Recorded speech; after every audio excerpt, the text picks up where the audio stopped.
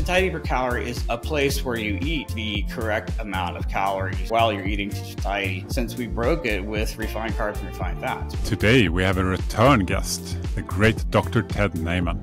Ted is a practicing family physician who's an expert at lifestyle interventions for health and fitness. He's working with us here at Hava, helping us make it simple to eat better. I've traveled back from the future, and there everyone knows what this is. When Ted was on last year, we talked about his story and the satiety approach. Now, I felt it was time for an update since a lot has happened and to answer some tough questions from the audience. Welcome to the Hava Podcast.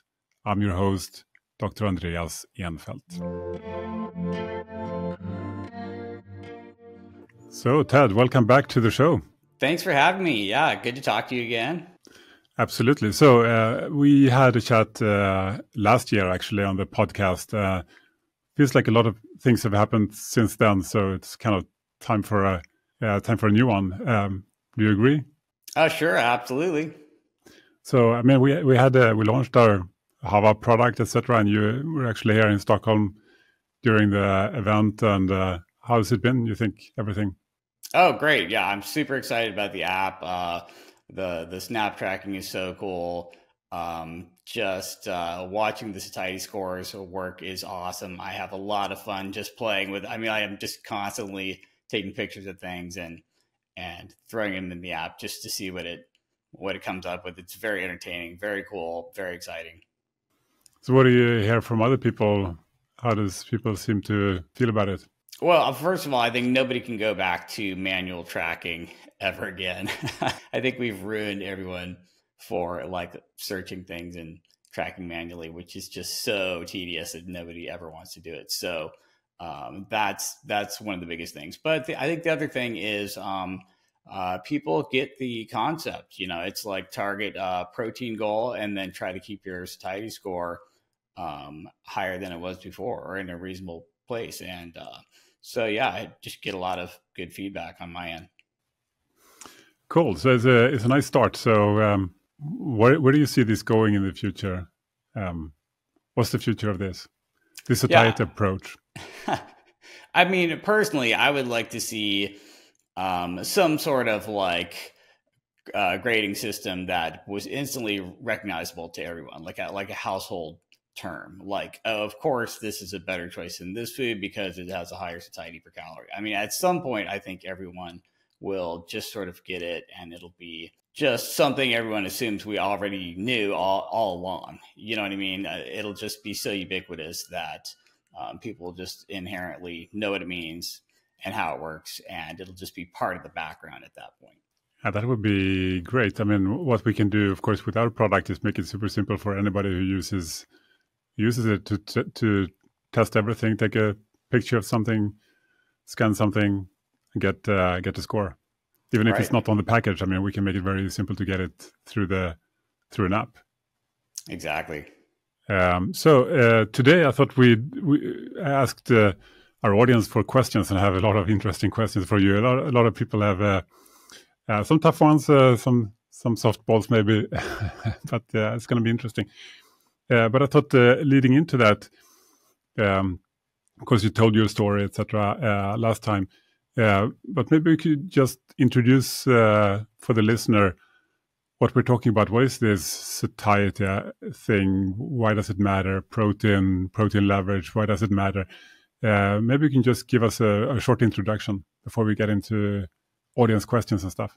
Sure. Yeah, absolutely. So basically, throughout human evolution, you would go out into your environment, and animals just exist by ingesting other living plants and animals and incorporating their macronutrients and micronutrients into their bodies. That's what animals do. We just eat other living things, animals that eat plants or plants themselves. And so throughout our evolution, we were kind of tuned to not overeat, because if you overate and got too heavy, then you couldn't outrun a predator, and we would die from predation, basically. So we had this finely tuned system where you'd eat enough in your environment to survive, But you wouldn't overeat because then you'd be victim to predation. So it was kind of like this U-shaped curve or this tightrope that we were on, where if you underate, you'd die because you couldn't get enough calories. And if you overate, you die because you'd get eaten by like saber-toothed tiger or something like that. So we sort of evolved with this food environment where you had to get enough nutrients and you had to get enough calories, but you didn't want to overeat it. And I think what ended up happening is that with agriculture, we figured out, oh, hey, if we just have these animals in a safe place where they can just eat and eat and eat and get fatter and fatter and fatter, then we can get more calories out of them. Or if we do agriculture where we grow these crops and then crossbreed them to give us the highest yield of calories and things like that, then we can get more return for our investment. So we got smarter and smarter using technology to feed ourselves, and we got mostly higher calorie yields, more carbs, more fats. All of our agriculture products are tuned to give us more calories because that was the main thing we were always short on. And so now we figured out how to suck all the carbs and fats out of foods with these refined carbs and refined fats, your sugar, your flour, your oil. And we've dumped them all into the food supply. And we've gotten to this point where we're used to eating a certain amount of protein. We're used to eating a certain weight and volume of food. But now, because we've added so many calories, empty calories to them in the form of refined carbs and refined fats, you just automatically overeat calories every time you eat something that should be the right amount for you. So basically, we've kind of like had this finely tuned evolutionary design system that we completely broke just in the past couple hundred years with all of our refined carbs and our refined fats and dumping in food supply. And the satiety per calorie model is something that we kind of have to do now because we don't have predation anymore. So nobody's dying if they can't run fast enough. And we know that's good, I guess. It's good. Yeah, I kind of actually like it. But, it's bad for the upper bound of weight gain. And then we also have like this disconnection of movement from survival. You just never have to move. You can just sit around and order food on your phone from Uber Eats and just never leave the couch. And satiety per calorie is kind of a way of like going back to a place where you eat the correct amount of calories while you're eating to satiety, since we broke it with refined carbs and refined fats pretty much. So that's kind of the overview. So this system just looks at protein and fiber and carbs and fats and weight and volume and energy density and all these different factors that our GI tracts use to kind of inform our brains when we've eaten the right amount of food. And it just kind of helps you realign your food choices with the system you've got in your body, so you can eat to satiety and get the right amount of calories instead of accidentally overeating. Yeah, it makes perfect sense to me. Of course, the way I see it is it's a way of making this very complex thing simple. Like you could potentially do this if you had a giant computer instead of a brain. You could just look at all these numbers. Look at the fat, look at the carbs, look at the weight of the food, look at the protein, the sodium, etc., and just run these calculations in your head. But since we don't have those kind of computer brains, that's really hard for us. So what this kind of does is make it simple. Take all that complexity, all those numbers, all that difficulty, and then just replace it with one scale from 0 to 100.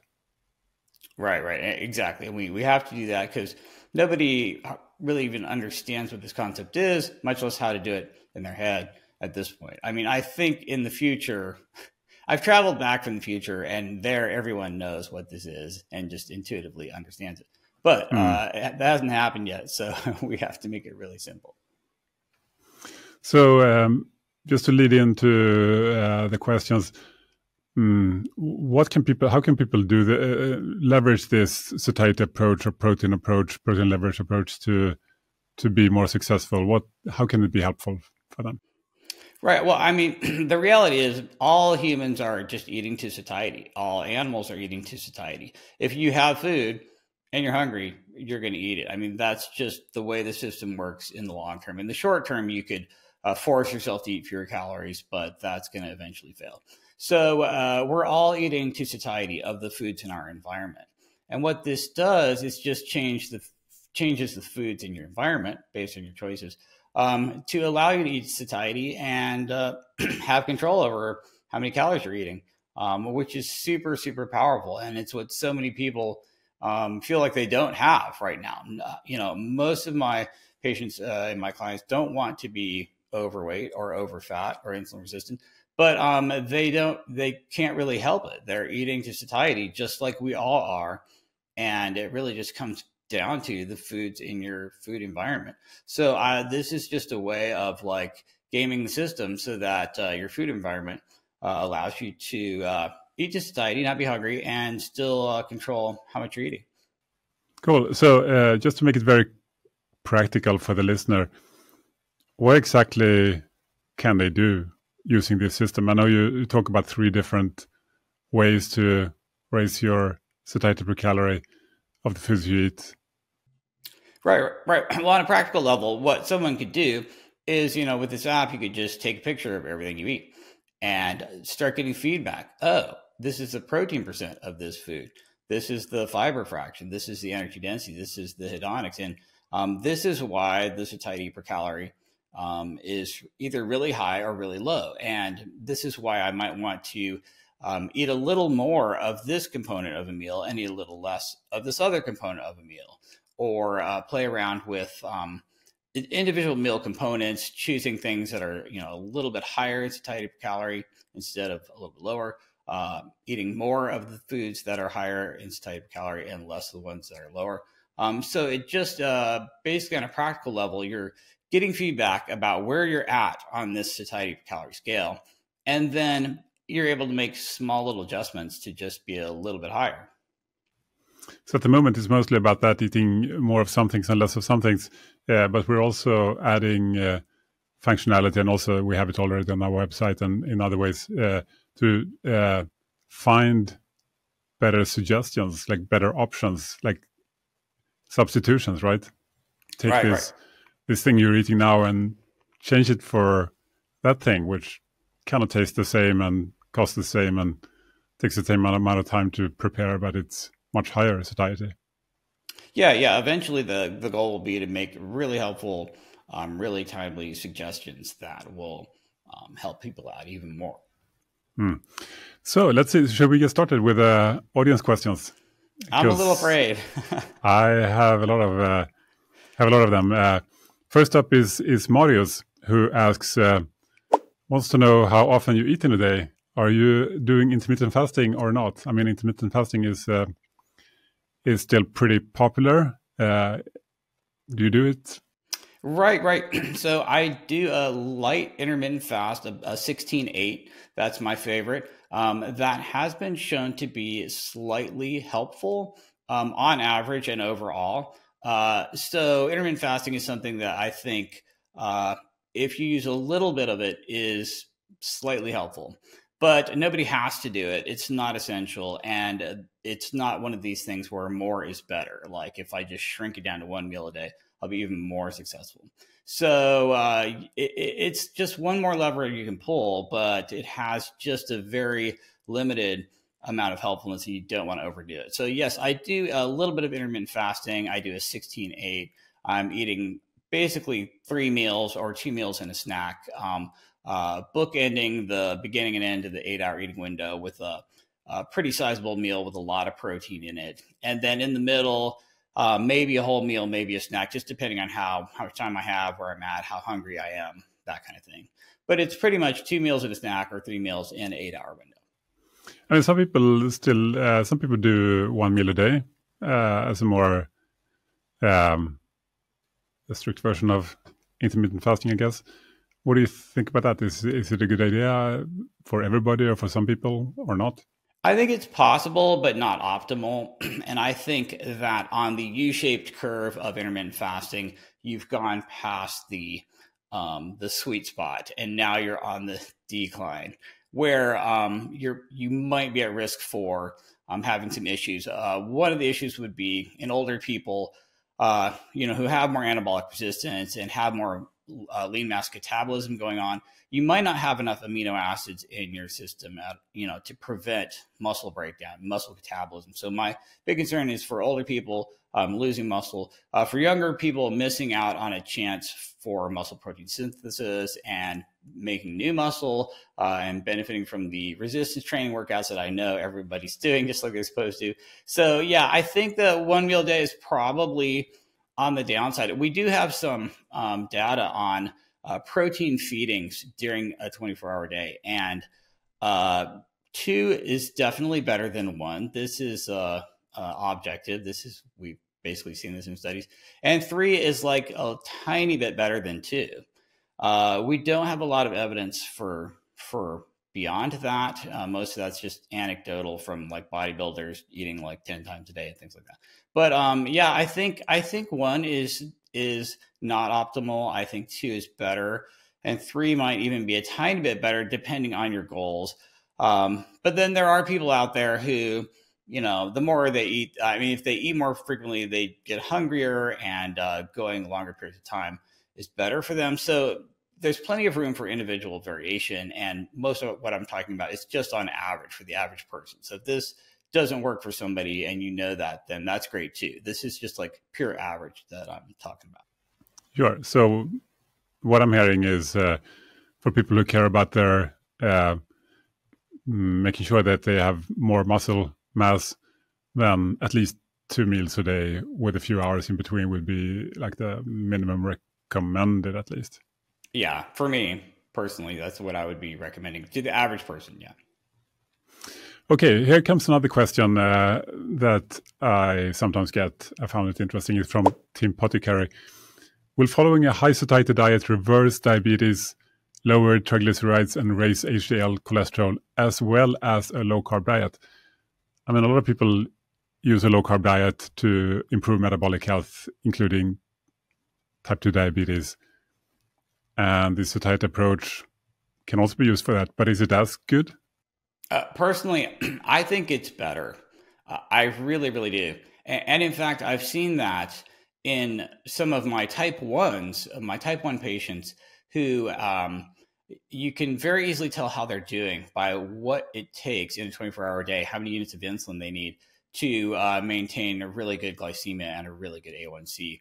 And I've had patients with type 1 diabetes doing a very strict, zero carb, ketogenic, higher fat diet approach, and their 24-hour insulin requirement might actually be higher than someone who's targeting satiety per calorie. They're eating a little more carbohydrate, but it's things like fiber and salad and green vegetables and things with a lot of weight and volume. They're watching fat and keeping it lower. They're prioritizing protein.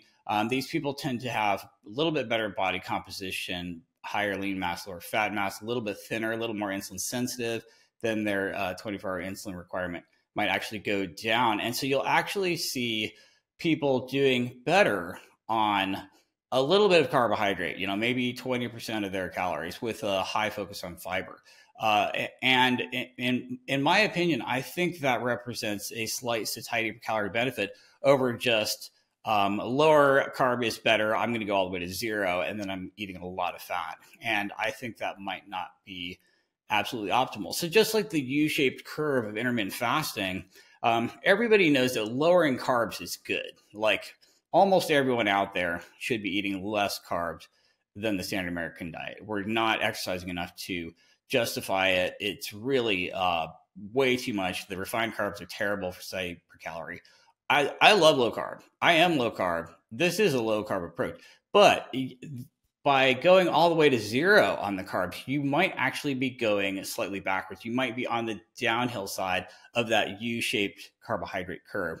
And so I honestly believe that a satiety per calorie approach where you're prioritizing protein even higher and throwing some fiber in there instead of just eating more fat and higher energy density foods is going to be a better approach for everything, for body composition, for insulin sensitivity, for metabolic health.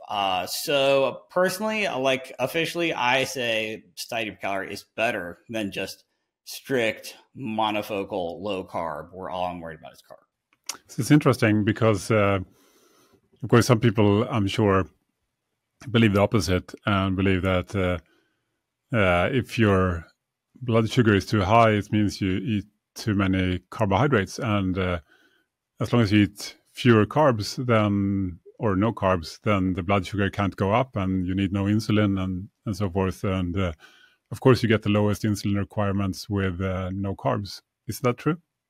Yeah, that's really not true. So the vast majority of the insulin your body produces in a day is just to hold your energy in storage. It's to hold your fat in your fat cells. It's to hold your glucose in your liver. It's to hold your protein in your muscle. You're just trying to hold all your stored energy in storage.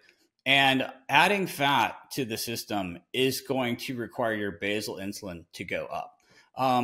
Carbohydrate just requires more insulin after you eat. So if you look at an insulin curve, there's a basal insulin, and then there are spikes after you eat. Carbs will require more insulin at mealtime, but fat requires more insulin as a basal level, just to hold your fat in your fat cells. And you can definitely contribute to your overall fat storage and insulin requirements by eating carbs or fat. They're pretty much interchangeable. And so the secret is to just be the thinnest version of yourself. So you need less basal insulin because you have less fat to hold in your fat cells.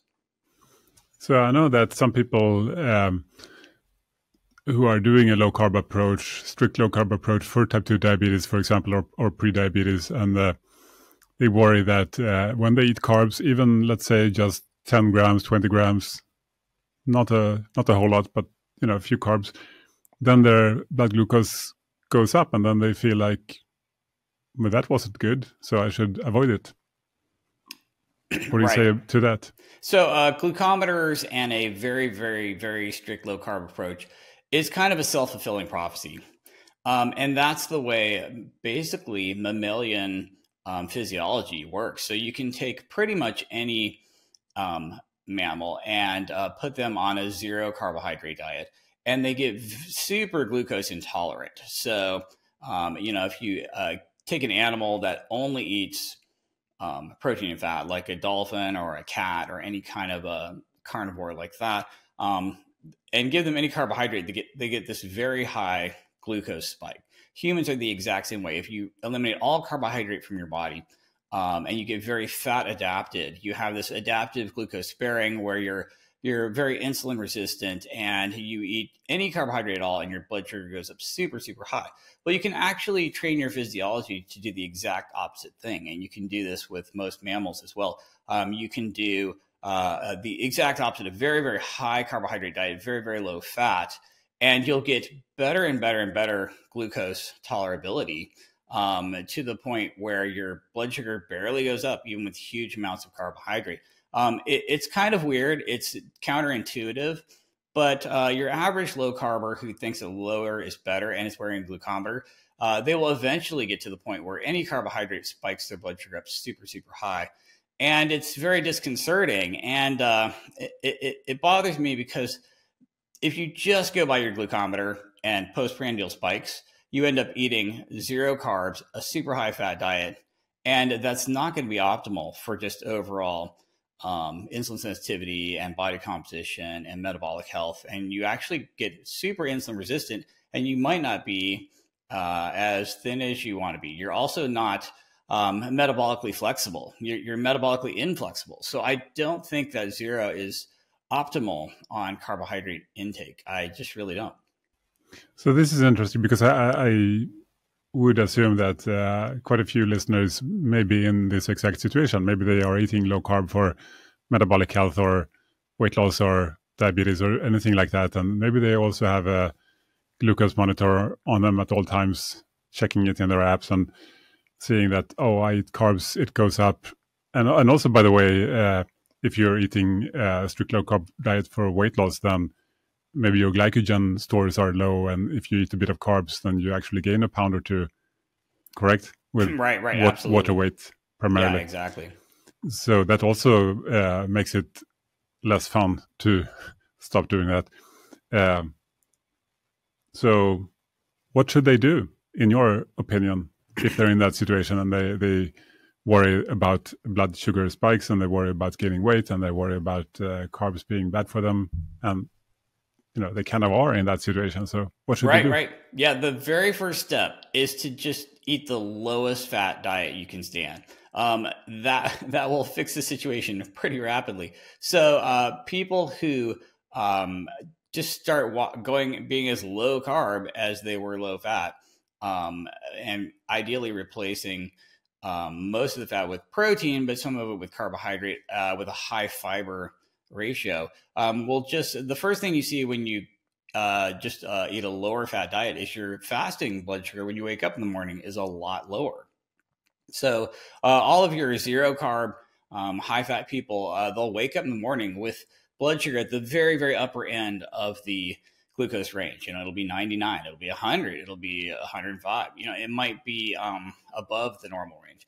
On a very, very low fat diet, you see the exact opposite. As you eat less fat and more carbohydrate, you see your fasting blood sugars get lower and lower and lower. Your postprandials might be a little higher, but your fastings are a lot lower.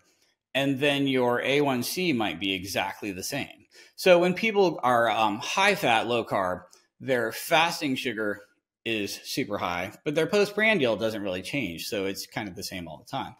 When you're super low fat and high carb, it's the opposite. Your fasting glucose is very low. Your postprandial is a little bit higher, but the average is still the same. You're going to get a similar A1C on both of those patterns. And honestly, from a satiety per calorie approach, I think the sweet spot is somewhere in between, where you're getting this mixture of carbs and fats. You want to be lowish carb, mostly fiber, and lowish fat, mostly protein.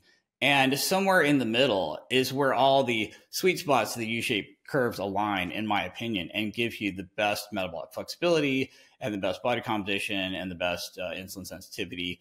And it's not at zero anything. It's not at zero fat. It's not at zero carb. It's somewhere in between. It ends up being a little bit low carb and low fat, to be honest, in my opinion. Right. So for metabolic health, weight loss, type 2 diabetes, etc., it might be better to be a little bit low carb and a little bit low fat than to go to any extreme. Absolutely. Very cool. Okay. So this is just a connected question from Luth E. Etin. What is the optimal recommendation for a menopausal type 2 diabetic?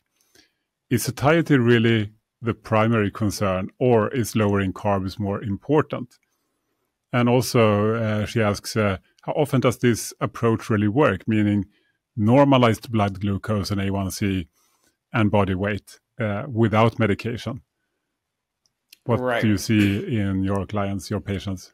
Well, first of all, I back in the day, I used to think, if you have uncontrolled diabetes, you should just start with zero carbs and then, later work on the protein and the fat and the fiber and things like that. Or if you have type 1 diabetes, you should just eat zero carb and, worry about, everything else later. Or if you have, I used to have all these caveats, and now I kind of don't. It's basically a similar recommendation for absolutely everyone, whether you're a postmenopausal female, whether you're a type 1 diabetic. I mean, it's still the same thing. You're trying to target protein, keep the protein percentage as high as you reasonably can. You want to be lowish carb, lowish fat. You want to avoid refined carbs and focus on carbohydrates with more fiber and water. You want to avoid refined fats, again, and choose fats with higher ratios of protein and water as well. And you're just trying to kind of do the same thing for all of these situations.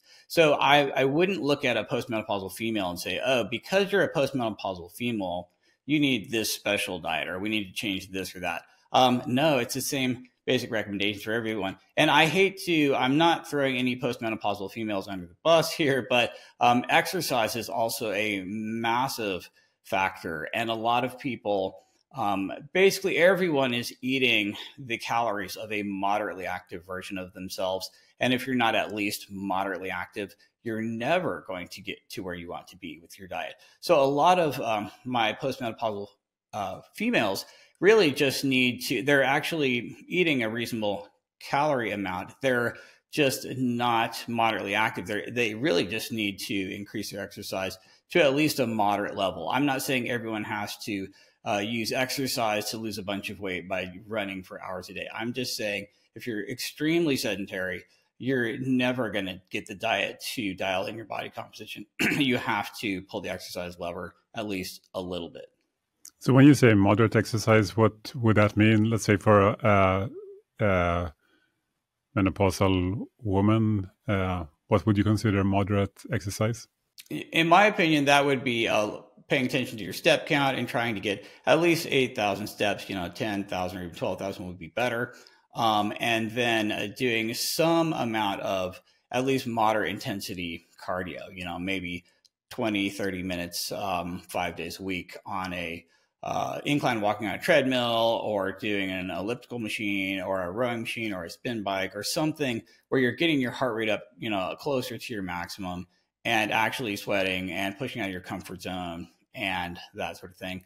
Ideally also doing full body resistance training at least twice a week, push, pull legs, some strength training as well. And that is what everyone's supposed to be doing, and not everyone's doing that. But in my opinion, that would be moderately active. Yeah. So, I mean, it's interesting because you say it's moderately active. What, if you just get to guess, what percentage of the population in the US in that age group would you think does that level of exercising? It's very, very low. So, if you look at hunter-gatherers, they're taking 20,000 steps a day. If you look at Westerners, Americans, they're maybe 4,000 steps a day. So basically what you're saying, you should do at least twice what the average person does, and then add some other things as well. Well, yeah. Well, when it comes to higher intensity exercises, your average American's doing about 1 minute a day. So that's pretty terrible. So maybe more than double on the higher intensity stuff, but definitely at least double on the step count. But both of those need to be higher than they are for most people, unfortunately. That's interesting. Certainly very easy to be above average these days, I think.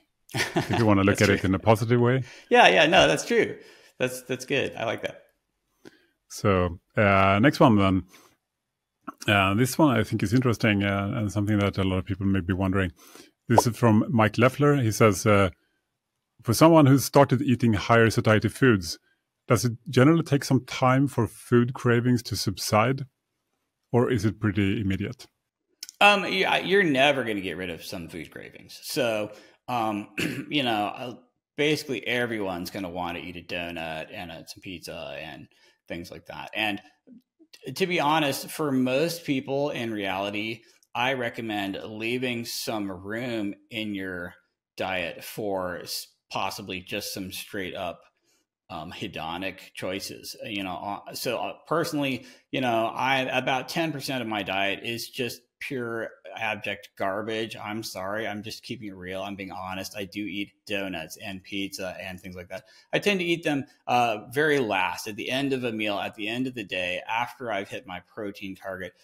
So most of the day I'm focusing on these high satiety per calorie foods with lots of protein and fiber and water, low energy density and less refined. And I'm, making sure I get all the macros I need, and then all the protein. So I'm just not going to be that hungry when I do eat some junk food, and I'm able to manage quantities. I've homeostatically taken care of everything I need to eat in a day, like protein and micronutrients, and then I can have a donut or a piece of pizza. Now, if I just started out with those foods, if I just hadn't eaten any protein or fiber or water or weight or volume, and I just had a box of donuts, okay, then I'm in trouble. I'm just going to eat those all day.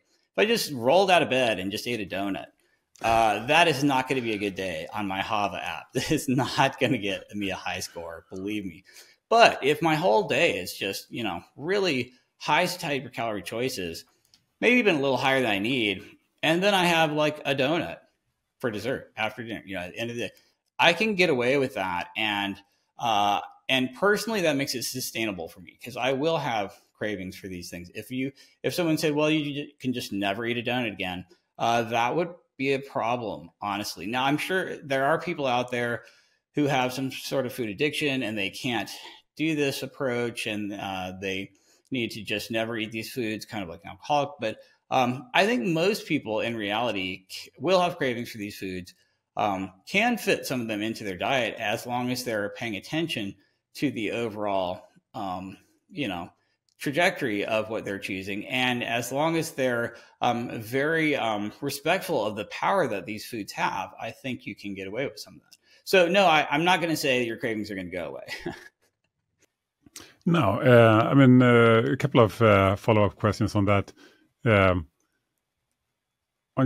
touched on that, but how do you know if you're addicted to foods if you just can't, if that's not a good choice for you to have, whether a donut or whatever, if it's like that's gonna take you to a bad place, how would you know? Right. And honestly, I have patients with extreme obesity, and both their parents were extremely obese. They were obese as a child. They were obese as an adolescent. They've been obese throughout their adulthood. They don't seem to have a lot of control over some of this stuff. And it does end up feeling like a pure addictive type phenomenon. There's such a strong genetic component to these addictions. If you, it's like with rats. You can take a bunch of rats and give them alcohol, and out of 100 rats, maybe only one will even try the alcohol. And then you take another 100 rats, and you'll find one rat that will actually drink some alcohol. You breed them together, and you keep doing that. And a couple generations later, you'll have rats that will just drink alcohol to the exclusion of anything else, and they just are basically hardcore alcoholics and just die of alcoholism. And there's this super strong genetic component to this, and some people have this, and that makes it really, really tough. And honestly, I am using things like addiction medicine strategies like naltrexone and like GLP-1 receptor agonists and things like that. And so some of these people know what they're supposed to be eating, and they just don't have control over it. And it does feel like a substance abuse issue. I'm a Suboxone prescriber, and I have a lot of patients with opioid dependence and other substance abuse issues. So I get it. Like for some people, it is an actual physiologic addiction and the dopamine spiking, and it's really, really hard. But I think that even those people, if they're front loading these higher satiety per calorie foods, it does give them a little bit better odds. It gives them a little bit more of a chance. And so even for someone like that, I think this approach can be helpful, and I've seen it help some of my patients and my clients. But I totally respect the fact that food addiction is a real thing, and there's a huge genetic component to it. And it's one of these things that I think I don't have, and so I'm privileged or lucky, if you want to say, as a result. So I have a lot of empathy for people who do have a legitimate food addiction. And I think you'll see a lot of that at the high end of super obesity, where people are just extremely overweight. Mm-hmm. It's sort of similar to other addictions, I suppose. You wouldn't tell someone who's addicted to alcohol to have just one drink at the end of the day is fine, as long as you've been doing well until then. That would be worst advice ever. And I guess it's kind of similar with foods if you're addicted. Yeah, I think it can be. But then again, if someone can do it without, keep it to 10% of their diet if they can, then maybe that's fine. Right. That might be more sustainable or better for them. So there's a lot of room for individual variances and individual approaches. And most of what I'm saying here just only applies on average. And since everybody's different and nobody's exactly average, it's going to be a little bit different for everyone. So here's a question I think a lot of people might find interesting. This is from Peter Hanlon, saying he's done great on low carb and keto, and also now with Hava and Satiety. All these tools have enabled me to lose weight, improve body fat percentage, and better manage my type 2 diabetes. However, my visceral fat levels are still too high, 5 kilograms on an MRI. Any tips to reduce visceral fat or belly fat? So, yeah, typically when you lose weight, the very first fat you lose is in your liver and your pancreas, and then the next fat you lose is visceral fat, and then the subcutaneous fat is kind of later on usually. So that's a typical pattern. So if somebody still has too much visceral fat, then it's just basically anything that would cause fat loss, and that's just all of your levers, your diet, your exercise.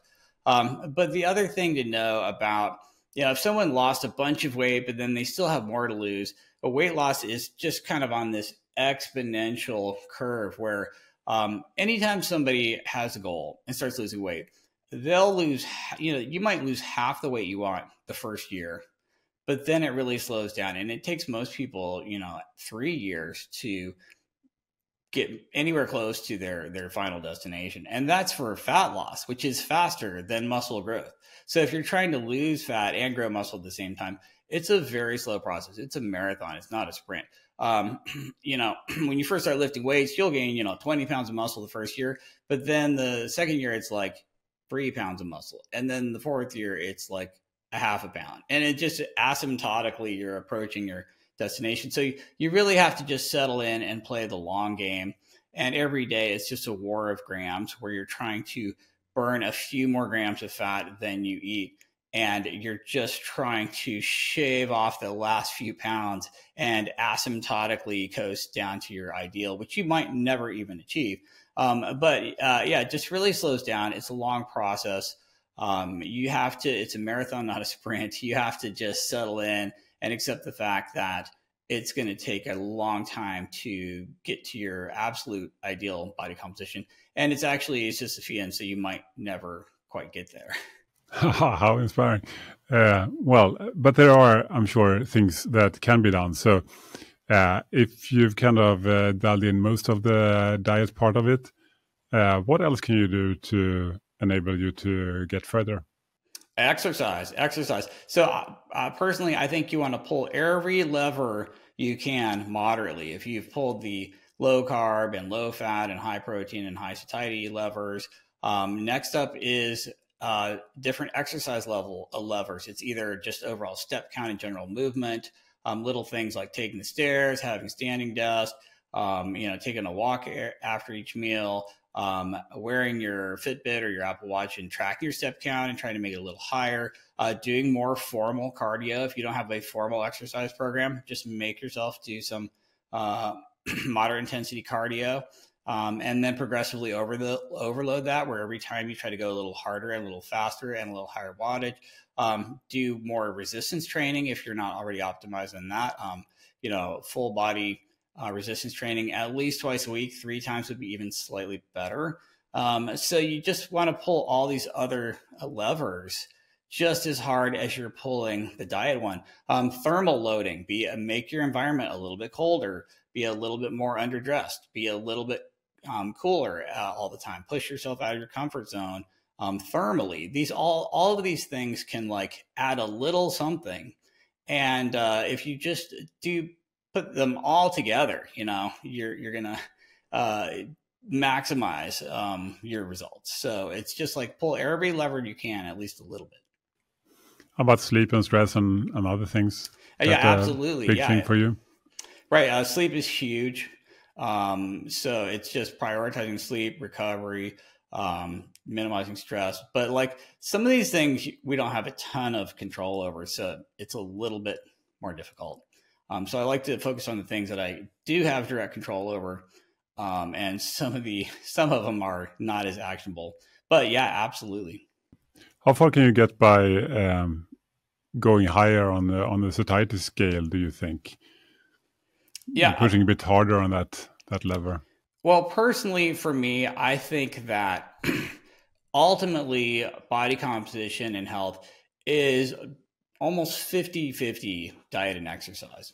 So no matter how good your diet is, you're going to get halfway there. Honestly, that's my belief. So halfway. All right. Next question is from Laura Lindell, asking about how has your approach changed in your approach changed in recent years? What tweaks have you added based on experience or more research recently? Yeah, I mean, well, if you look at my whole career for 20 years, I'm just way less religious about diet than I used to be. I didn't really understand it, and I thought I knew low carb was good, so I thought even lower was better, and zero was the best. And I went down a lot of rabbit holes that were kind of like monofocused on carbohydrate and that sort of thing. And now I think I realize that every little thing is slightly beneficial, but is all on a U-shaped curve where there's not such thing as not enough, but then also too much. So you want to be moderately doing all of these things. And so I see how all these diet religions have an element that's helpful, but then can be overdone where it actually starts being kind of bad. And so for me, it's like, just make sure you're looking at all the angles and moderately tweaking them and not overdoing it, not pulling a lever so hard that it breaks off and you're actually worse off than you were before. So for me, it's just more of a holistic, big picture view where I'm looking at every component and just being moderate on all of them, which sounds kind of boring and meh, but it actually gets you, I think, the best results. And that's I would say the biggest overall change for me. Okay. Here's an interesting one from beta hydroxybutyrate enjoyer, something about ketones there. Why don't you achieve satiety having to face considerable pre-meal hunger with lean chicken and fish if protein is the dominant satiety factor?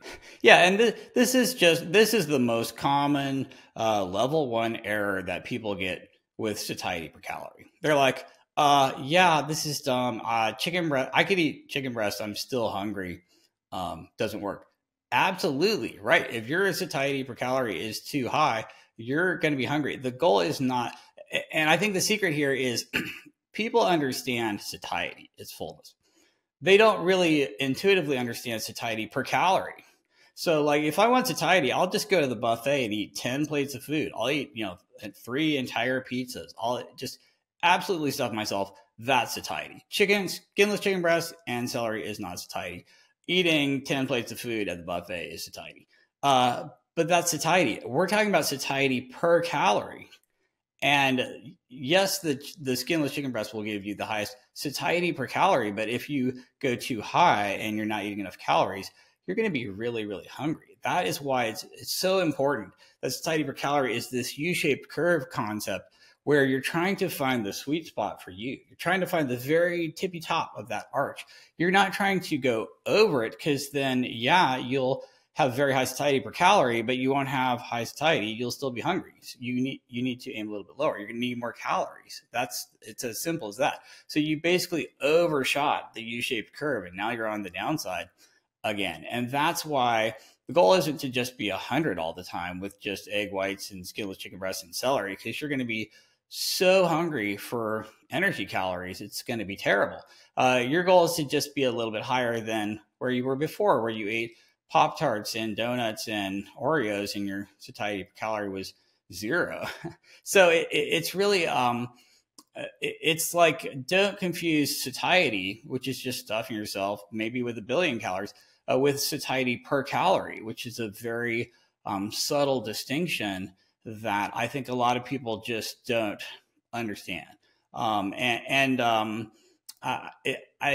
really need a better way to explain it in just 10 seconds, but I'm working on that.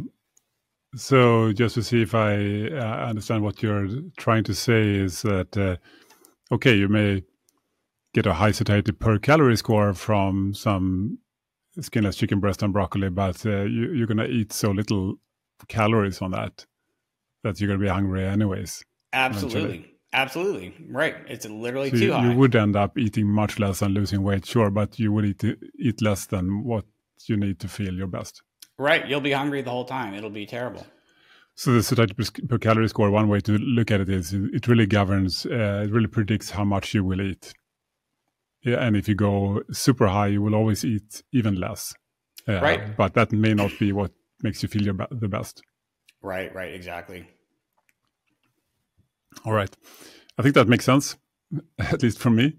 The higher the satiety per calorie score, the less you're likely to eat.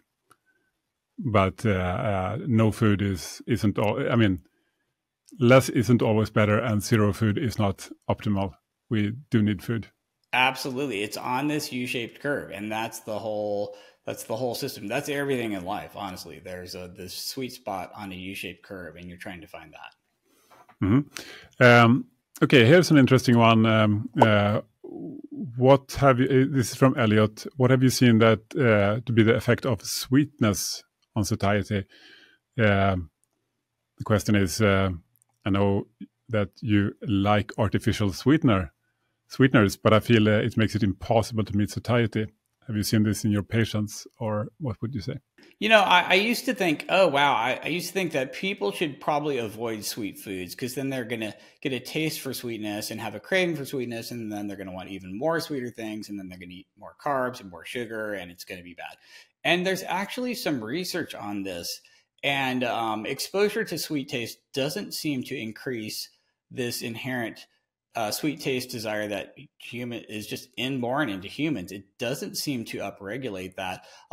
In fact, if anything, if you overdo the sweet side, people start preferring it less. And so I'm actually not afraid of sweet tastes and getting people used to that, and then having a desire for that and a craving for that. And that doesn't seem to be the way it works. I literally thought that. I was convinced that, if people just didn't eat anything sweet, they'd have an easier time sticking to their low carb diet. That's not evidence-based. That's actually not correct. The evidence actually points slightly the other direction.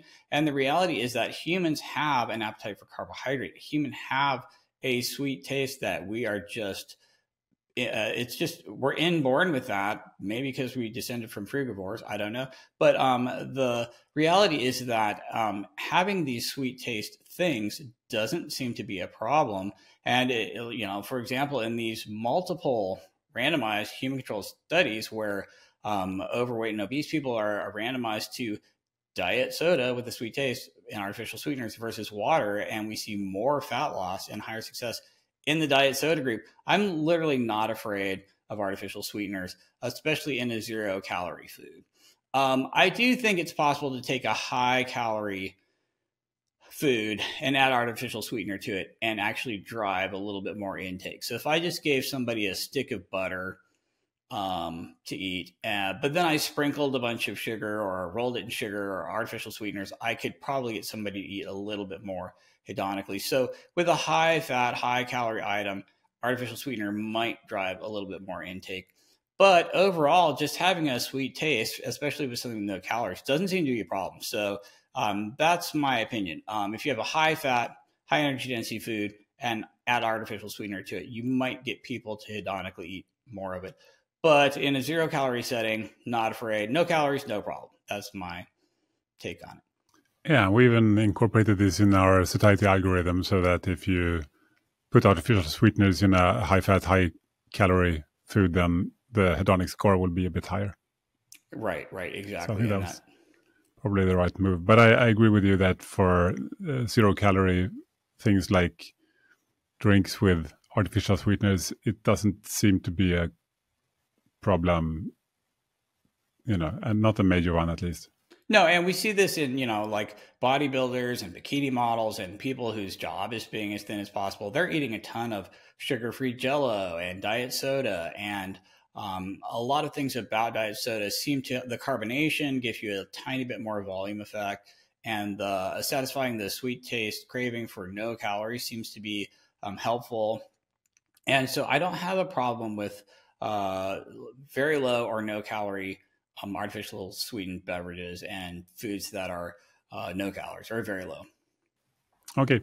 Here's a longer question from Keto 3000. Wants you to clarify your current approach to prioritizing protein and muscle-centric health, especially regarding an optimized target of 30 to 50 grams of minimal protein per meal and the importance of bookending the first and last meals of the day with protein, I guess. It says that the first meal or the breakfast follows the overnight fast, so a high protein, lower carb meal seems logical, but it's a little bit confusing, he feels. So what's your point of view? Did you get that? Yeah, I mean, I think the most important thing is just how much protein you're eating in a day. And I think that you're probably fine with, 0.8 grams per pound of ideal body weight. I like going a little bit higher, not because you're going to get more muscle, but maybe because it overdrives the satiety per calorie effect a little bit. So I like a gram per pound of ideal body weight for your height. So that's basically how much would you weigh if you were super lean and, a stage ready bodybuilder. What would you weigh then? And you use that and take a gram per pound. I think that's going to get most people, that might be airing a little bit too high, but that's going to be a really good target for most people, both for optimizing body composition, either creating as much muscle as possible or preventing muscle breakdown as much as possible. And then also leveraging the huge satiety benefits of protein. So I like a gram per pound of ideal body weight for your height. Like what would you weigh if you were super lean? And then I like having at least an 8-hour eating window so you have amino acids in your body, in your bloodstream more often. And so for me, it's bolusing the protein and having a large protein bolus at the beginning and the end of your eating window, and then maybe some more sprinkled in the middle there. And so for most people, that's going to be, at least 30 grams of protein if you're a smaller female, and maybe 50 grams of protein if you're a larger male. So that's why I would just a general recommendation for most people would be to try to get 30 to 50 grams of protein in your larger meals that are bookending in at least an 8-hour eating window. So if you just, told me, okay, you have to come up with a diet strategy for everyone, just in general, it would be, 16-8, 8-hour eating window, 3 meals, bookending the start and end of the eating window with at least 30 to 50 grams of high quality protein. So that's a super generic, basic recommendation, but it's very, very general. Cool. Let's move on. We have a few more exciting questions. Here is one from Paul Allison. I'm looking forward to see what you think. It says that one thing I would like you two gentlemen to discuss is how to think about food and recipe choices that have similar satiety scores but very different use cases. So, for example, he makes a delicious peanut butter cookie with, I think, some kind of peanut butter powder. The score is quite high. Score is 60. Kind of the same as ribeye and eggs. And Paul says he thinks that including hundreds of calories of ribeye and eggs should be fine, regularly, every day, perhaps for people. What about hundreds of calories of equally scoring cookies, protein cookies? Maybe not a good idea, or is it? I think overarching theme is that you're probably always better with a less refined food. Just because, for example, we can feed peanuts to lab rodents or peanut butter to lab rodents, and they'll always get a little bit fatter on the peanut butter just because it's more digestible and more bioavailable, and it's already mechanically broken down. So it's very, very easy to absorb, and you have a higher absorption. It's also, you can eat it faster, so you don't have as much chewing. We know that chewing and oral processing time seems to improve satiety per calorie. So if I just pulverize, I could take anyone's food, and we have these studies in mice. You can take pelleted mouse chow and just pulverize it into a powder and just have them drink it instead of eating the pellets and chewing them, and they'll actually eat more and gain more weight and get fatter. So just mechanically pre-digesting all your food and drinking it through a straw and never chewing it will actually worsen satiety per calorie. So it's just not going to be as good as real whole food that you're actually chewing. Also, cellular nutrition is always better than acellular nutrition. So if I'm eating the cells of a plant or animal, I'm getting all sorts of trace minerals and micronutrients from the I'm eating the basically the cellular organelles and the cell membranes, and I'm getting more possibly omega-3 fats and trace minerals that might be in the the mitochondria and the other components of cellular nutrition. So I think eating cellular foods is always better than eating acellular foods from both a micronutrient point of view and also from a less processed point of view, where you have to have more oral processing time and chewing and a little bit harder time digesting. It'll be slower to digest. You'll feel fuller for longer. You'll be triggering more of these incretins and satiety hormones in the GI tract. So yeah, like bottom line, the steak and eggs is better than just living off of the protein cookies. But I think there is room for a little bit of both. And I think there's nothing wrong with a little bit of both. But I would say slight advantage to the whole food, the less processed food. Not that some processed foods aren't great.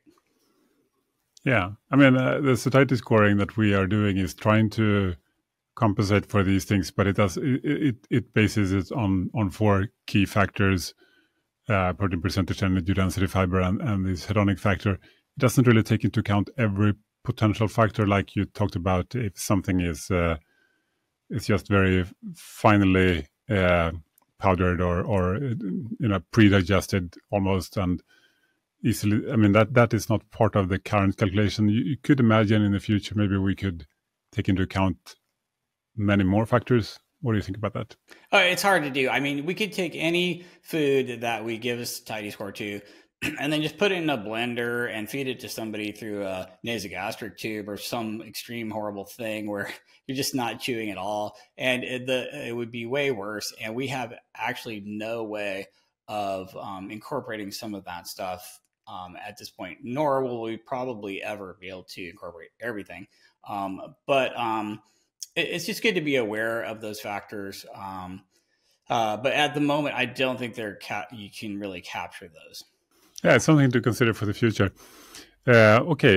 So Richard Beale asks, regarding in your PE diet book, you suggest limiting the number of times you eat carbs to perhaps 1 a day or so, which maybe is not such a strong emphasis now. What are your thoughts on that? Well, I think actually timing carbs strategically is a big deal. So we talked about protein, where you want to spread it out and have it available more often, maybe bookending your eating window and bolusing with meals. Fat is fairly passive. Like, it doesn't seem to matter exactly when you eat it because it takes so long to end up in your fat cells. It's not really triggering any particular advantageous state. But carbohydrate can be used tactically before a workout, during a workout, right after a workout. It'll really jumpstart a certain recovery state. Like, for example, if you have to play 2 soccer games in a day, you definitely want to load up with carbohydrate between them or after the first one. This is going to do a bunch of stuff for you. It will replenish your muscle glycogen. It will maybe give you an ergogenic effect. So using carbohydrate like before bedtime to trigger more of a parasympathetic state, or before a workout as an ergogenic, or during a workout to fuel performance, or immediately post-workout to speed up the recovery process. This is very real thing. And all of your high-level athletes are very strategically using carbohydrate before an event, during an event, after an event, and they're driving different states with carbohydrate. So I think the point is that timing is a big deal with carbohydrate. It's also a problem with satiety per calorie, where if you just eat a pure refined carb with no protein, fat, or fiber and wait like 2 hours, you're going to be hypoglycemic, or you're going to trigger that in a lot of people. So that's a huge big deal in the negative side. So I think the timing of carbohydrate is a big deal. And so I stand by what I said in the PE diet about, carbohydrate timing being something to be aware of and pay attention to. And I still feel that way. You want to use it strategically when it's going to be the most helpful and the least disadvantageous. If you just roll out of bed and have pure sugar with no protein or fiber or fat, you're going to be hypoglycemic later and probably overeat as a result. And then, you might, after a meal, if you eat a ton of carbs, you might be kind of tired then. And if that's post breakfast or the middle of the day, that might not be advantageous for your mental state or trying to get work done. So yeah, I still like strategic timing of carbohydrate. Cool. Next one up is from Ketones. She's asking a few questions we've already touched on, but I would like to ask, what do you feel is misunderstood about the satiety per calorie approach? Something we haven't already discussed. Well, the biggest one I already talked to death, and I apologize, and that's that people confuse satiety with satiety per calorie, which are two very, very, very different things. And the satiety per calorie is basically abstracted. And a lot of people, for some people, it's intuitive, and for other people, it's not. And so I think just being able to differentiate satiety per calorie from satiety is the biggest source of confusion. Right. Okay, Marx Acosta Rubio has 20 questions for us, but I picked a few here. One which I think some people might find interesting or infuriating, who knows. Are seed oils really that bad? Or is it a bit of hype? Okay, seed oils are terrible because they're the ultimate in cheap, refined fats that are added to every junk food to make people eat more hedonically and dilute out protein and micronutrients. And so you're simultaneously worsening satiety per calorie by just passive dilution with calories, and then also by improving the hedonics of whatever you fried the food in,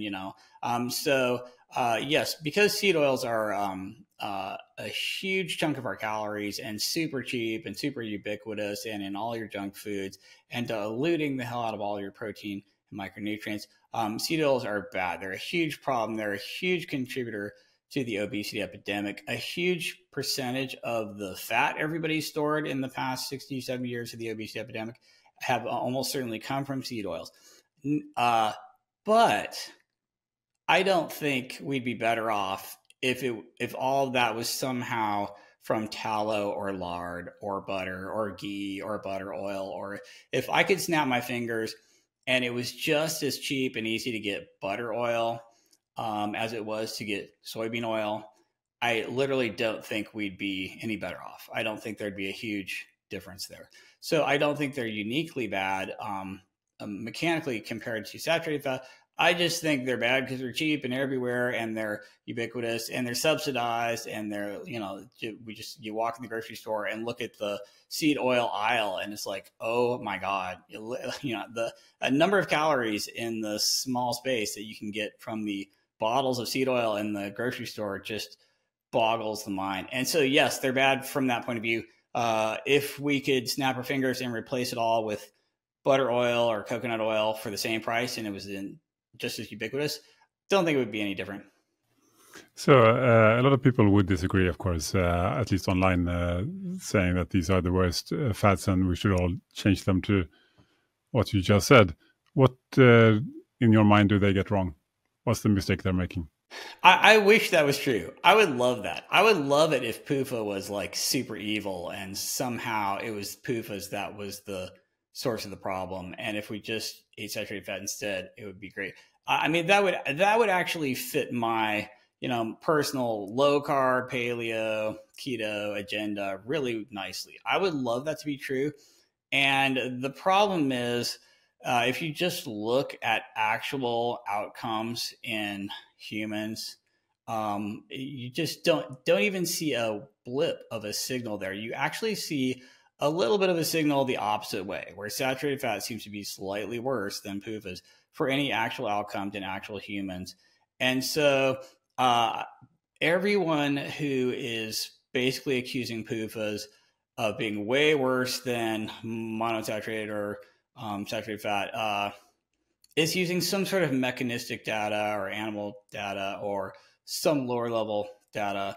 and we just don't have the big picture human outcome data to support that, and maybe slightly the opposite. So unfortunately, I don't think it's really the case, and I would be happy to be wrong. I would love to be wrong. Please show me that I'm wrong with actual human outcomes. I would change my mind like that. Oh, I'd be the biggest like poofas are pure evil.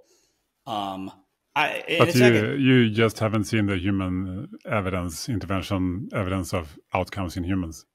I don't have a horse in the race. I just haven't seen him. If I did, we'd incorporate it into the satiety scoring. It would be, if we had really good Sure, we could evidence. easily do that. Yeah. We have data on foods about different levels of saturated, unsaturated fats. It would be super easy to include if it actually made a difference. Yeah, if that was a big deal, that would be Hava front page news, and it would feature highly in the scoring in the app. And because we're just following the data, we don't have I don't have a horse in the race here. We could easily do that if it helped. But I wish poofas were evil. See, it's the same way as you. I just waiting to see the human intervention data, outcome data.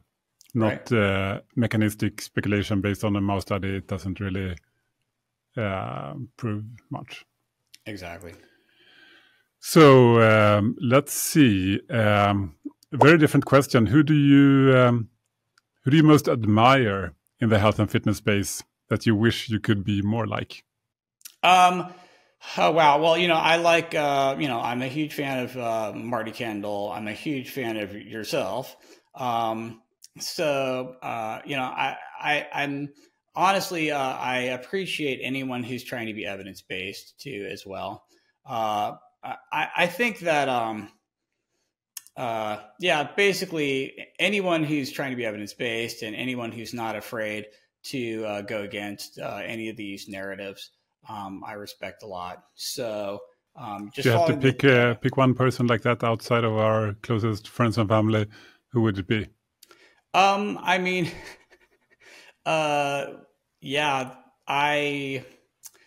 like Dr. Gabrielle Lyon a lot. I'm a big fan of hers. Of course, she's basically saying the same stuff I am, protein, exercise. So that's kind of cheating.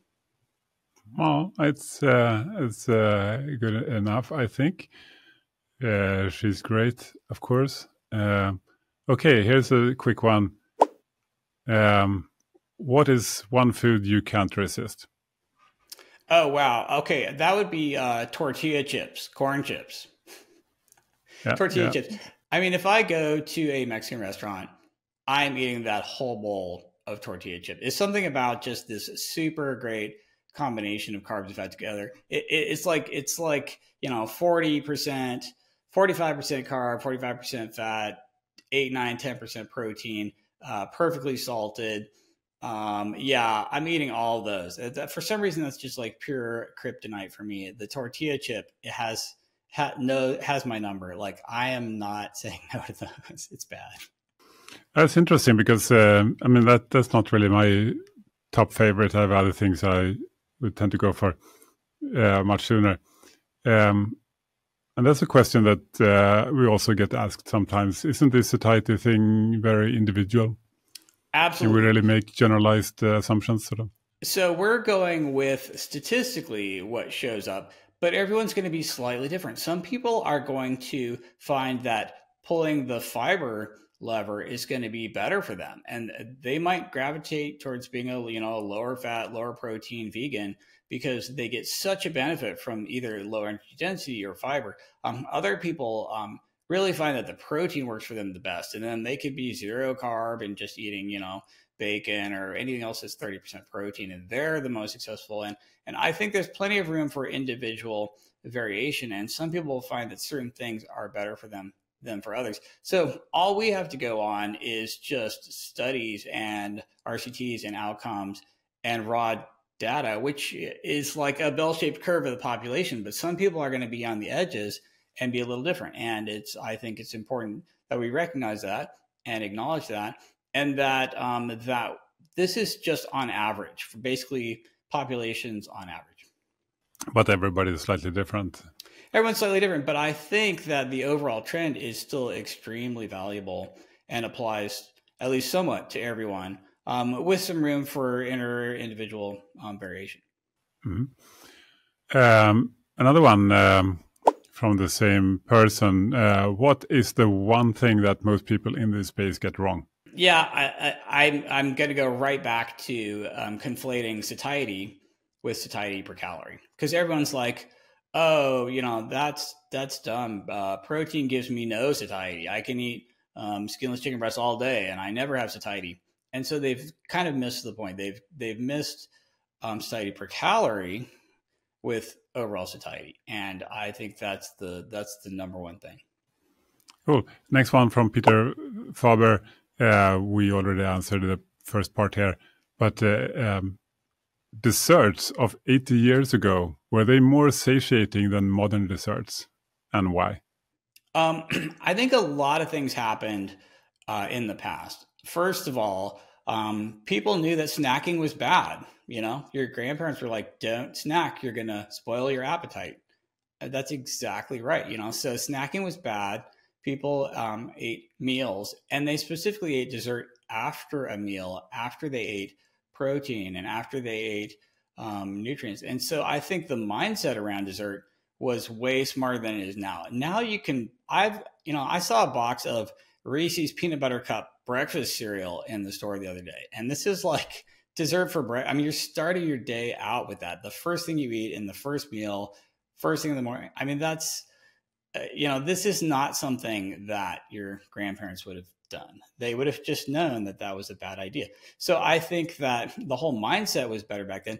But then, yes, I actually think that they cooked with ingredients that were probably higher in satiety per calorie. And now we'll just use fake ingredients with empty calories that have some MSG or something in them to try to fool our taste buds. And so we're more likely to use something that tastes like something your body needs, but doesn't actually have anything in it your body does need. So yeah, more empty calories and a whole different mindset around desserts. So it was also a bigger deal back then. Sugar was expensive.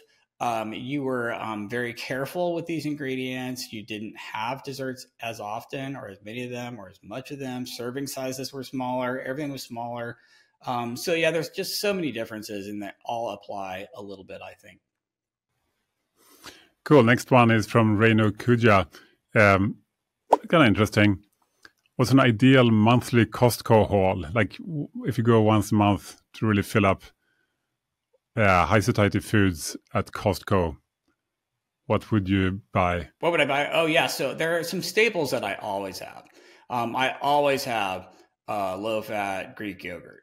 I mean, always. I always have some sort of lean meat. It's like it might be extra lean ground beef or something like that. I always have either skinless chicken thighs or chicken breasts, or frequently both of them. And so some of these proteins I just always have on hand. Other things that I always have is a snack that I can pair with a lean protein source that will give me soluble fiber and weight and volume and satiety. And for me, I eat a lot of apples. I probably eat 3, 4, 5, 6 apples a day. I eat a lot of carrots, either just full large carrots or baby carrots. I eat potatoes that I throw in the air fryer with no added fat. I eat these carbohydrate sources that add energy to a lean protein, which is usually the focus, but also add, weight and volume and fiber and other satiety components, even if they're not high in protein. So I try to do external setups in my environment. It's just filled with these things at all times. Like I always have a can of sardines in the pantry. I always have apples in a bowl just sitting there on the counter. I always have carrots in the fridge. I always have some sort of beverage that's 0 calories, like green tea or diet soda or something like that. So my Costco shopping cart has tons of low-fat or non-fat Greek yogurt, tons of apples, tons of carrots, tons of berries, lots of extra lean ground beef, skinless chicken thighs, chicken breasts, I've got basically potatoes that I just like baby potatoes I can throw in the air fryer without any added fat. And these are all staples for me. That would be a good like Costco haul. That's fun. Yeah, so we're getting up towards the end there. It's just a few final ones. When is the new book release? Well, since I don't have a publisher and I can take as long as I want, it's taking a long time, which is bad. I apologize. Very embarrassing. Definitely, hopefully it's sometime this year, but I'm afraid to say exactly when, which is probably my whole problem. If I just set a date, I would probably have to make it, and that would be better. So yeah, it's in progress, and I apologize. Cool.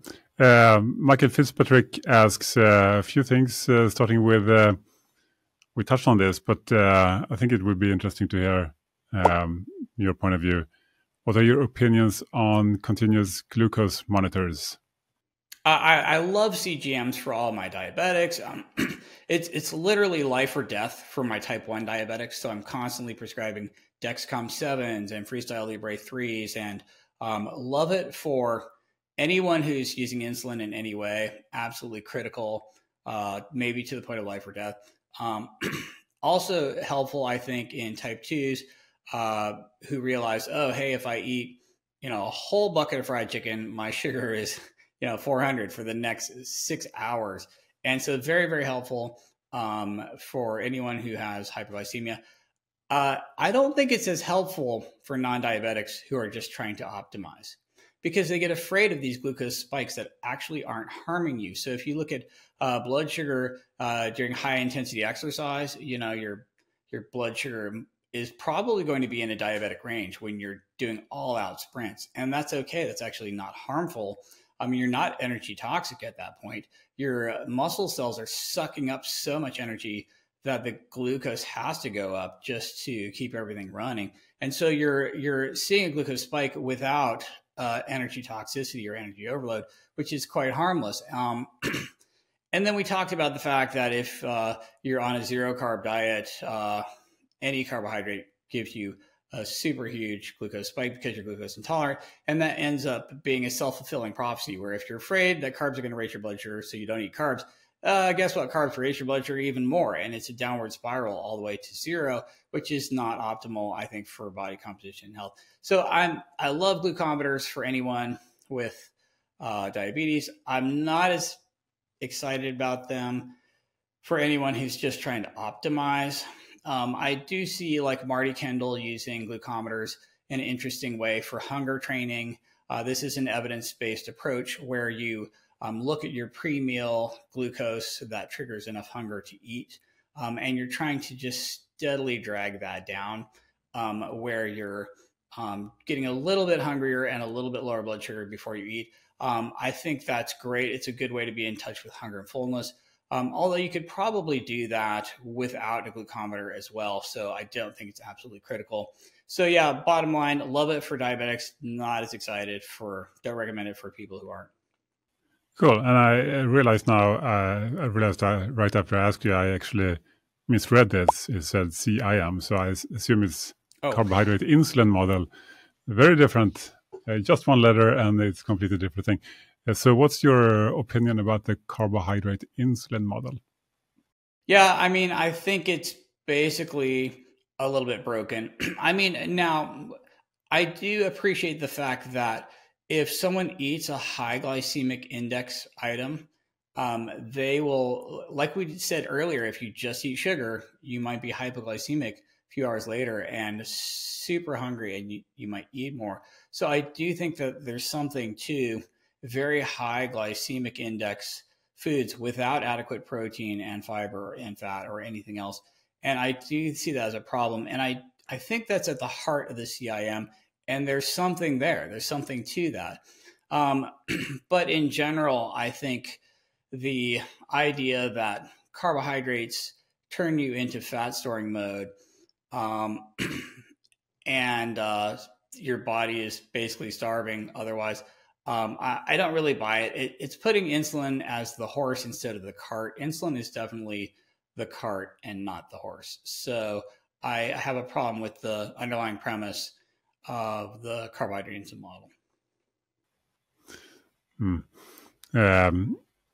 What would you say is in your mind, the top evidence against it, or the top thing that makes you feel it's not quite consistent with the evidence? You can just pour oil on top of any animal's food and watch them get fatter. And if that doesn't disprove the carbohydrate insulin model, then I don't know what does. Interesting. That took us to the end, except for one final question from Michael here. Could you perform a bass guitar solo for us? Not at the moment. No guitar nearby? I don't have one nearby. That's too bad. I know, right? Yeah, lots of interesting questions for sure. So, where can people find you if they want to know more about what you're up to? Well, I mean, the biggest thing right now is working on the Hava app with yourself. So hava.co, check it out. I've been having a lot of fun playing around with it. You can also find me just on all the socials at Ted Naiman, mostly on X, Instagram, that kind of thing. And someday the book will be released, Satiety Per Calorie, and I'll say something about it at satietypercalorie.com. Nice. Well, thank you so much for joining me again. Oh, yeah. No, thanks for having me. Great to talk to you.